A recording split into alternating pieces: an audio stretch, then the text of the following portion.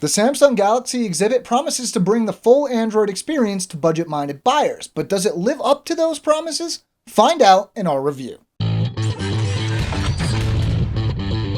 Hey everybody, I'm Chris Wook. Not everybody needs a super phone, but does the Galaxy exhibit perform well enough to be worth it?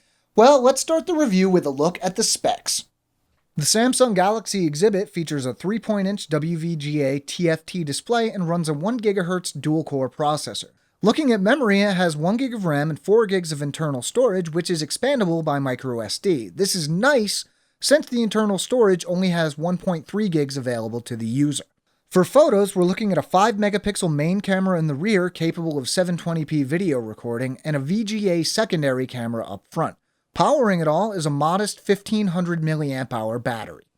The Galaxy exhibit has more than a little in common with the Galaxy S3 Mini. It's apparent in the specs we just saw, which are close to identical, and it's noticeable in the design as well. What does this mean?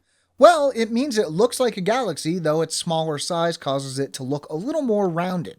The standard Galaxy layout is mostly here. The power button is on the right, the volume rocker is on the left, and you'll find the headphone jack on top and the USB port on the bottom. The one slightly different touch is that the microSD slot is on the left side rather than tucked under the battery cover. Due in part to the smaller size of the device, it feels weightier for its size than many more expensive Galaxy devices, though this also gives it a more solid feel.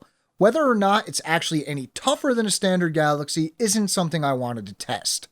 Resolution isn't everything when it comes to displays, but it does count for a lot. With the exhibit's 3.8-inch screen and a resolution of 800 by 480, that leaves us with a pixel density of 245 pixels per inch.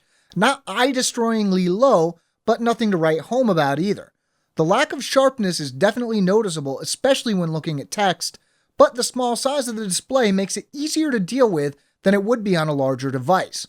The display is a TFT LCD, so colors are more natural and less saturated than they are on the Super AMOLED displays used on Samsung's higher-end phones. Whether or not this is good or bad is a matter of taste. Personally, I prefer the slightly muted colors, but there are a ton of fans of the ultra-colorful S-AMOLED displays. Viewing angles are decent, right in line with what we'd expect from a TFT. Brightness could definitely be a little better as viewability in bright sunlight isn't great. Black levels, on the other hand, are fairly good. The Galaxy exhibit runs a Novathor STE U8420 chipset with a 1GHz dual-core processor and Mali 400 GPU. This is a configuration we don't see much, so we were curious to see how it performed. As usual, we started with Antutu Benchmark and ran it 10 different times in different conditions. Scores were fairly consistent, ranging from just over 6,300 on the low end to upwards of 6,800 on the higher end.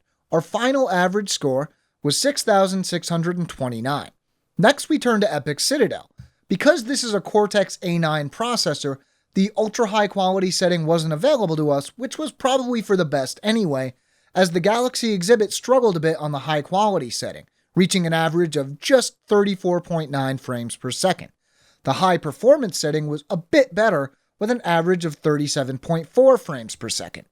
Despite the expected low benchmark scores, the Galaxy exhibit doesn't usually feel sluggish at all in terms of normal use. While you might notice the occasional stutter when scrolling through various screens, apps launch quickly and it never feels like you're waiting for the phone.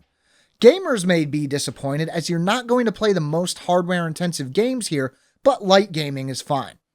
Call quality is good, but I wasn't able to test data very well as both T-Mobile and AT&T have spotty service in my area. At times I was able to connect to HSPA Plus and achieve marginally decent speeds, while at others I was limited to Edge. The Galaxy exhibit runs Android 4.1.2 Jelly Bean and is overlaid with Samsung's TouchWiz UI. Initially, I was a little concerned that this would affect performance, but luckily it didn't seem to. T-Mobile branding is very present from the home screen to the apps. A few of the usual suspects from Samsung, like its App Store, S-Memo, and S-Voice are included. A whole lot more T-Mobile apps are included, like 411 and More, Caller Tunes, Mobile Hotspot, T-Mobile Name ID, T-Mobile TV, and Visual Voicemail alongside other apps like Yelp and Lookout Security. Some of these may be useful, but on a phone with so little internal storage, I'm sure that a lot of people would have preferred fewer pre-installed apps. The Galaxy exhibit is a budget phone, so we expected a budget camera. That's pretty much what you're getting here, but that said, the camera was better than we were expecting. The camera UI is similar to higher-end Galaxy models, albeit with less features and shooting modes. Still, continuous shot, smile shot, and panorama modes are included, alongside more gimmicky modes like cartoon. You can also adjust exposure, ISO, white balance, and metering if you want to get more hands-on with your photos. The 5-megapixel main camera produces sharp, fairly neutral-looking photos. In single-shot mode with everything set to auto, the photos we took didn't appear over or underexposed, and colors were well-balanced, if not particularly vivid. The 720p video capture produces similar results when it comes to color and sharpness, and motion was fairly smooth. All in all, the camera was a pleasant surprise here.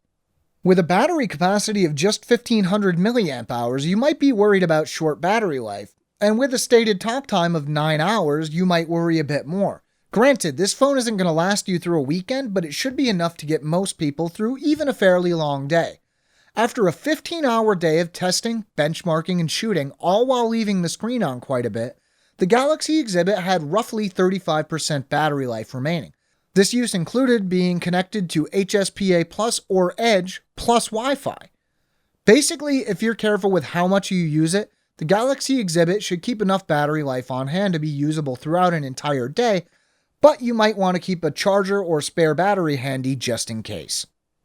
With a price of $19.99 with a 2-year contract or $216 contract-free, the Galaxy exhibit is a perfect match for somebody who wants an Android phone without paying too much at once.